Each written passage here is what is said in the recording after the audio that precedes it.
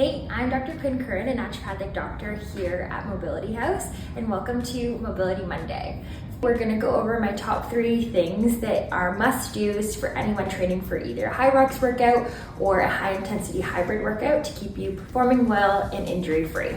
So tip number 1 is protein consumption after a workout.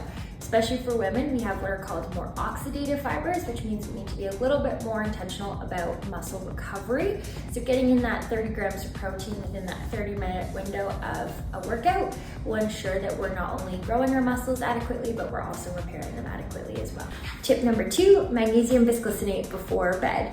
Magnesium is essential for calcium influx and efflux into the muscle, therefore affecting muscle contraction as well as relaxation. A little magnesium before bed will help with those post-run muscle cramps, as well as it has a role in melatonin production. So not only is it preventing muscle cramps, but it's also helping you get a good sleep to optimize recovery. And tip number 3, I'm going to show you 2 stretches to help prevent shin splints. So whether you're a HYROX athlete or you're a long distance runner, the number 1 reason these people come to me for acupuncture support is for that pain in front of the shin, known as shin splints, or the fancy version is anterior or medial compartment syndrome. So I'm going to show you 2 stretches to help prevent shin splints from occurring.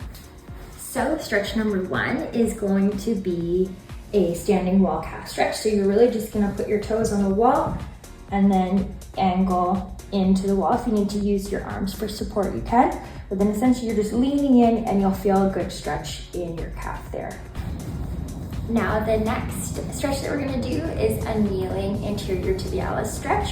So what you're going to do is on your knees, your toes are going to point towards each other and you're just going to sit back on your toes. It's easier to do without shoes, so feel free to take your shoes off. If you're not feeling enough of a stretch when you kind of lean back in your shins, you can firmly place your hands on the ground, making sure your shoulders are just over your wrists, and you can kind of press up with your toes so that your knees hover off the ground.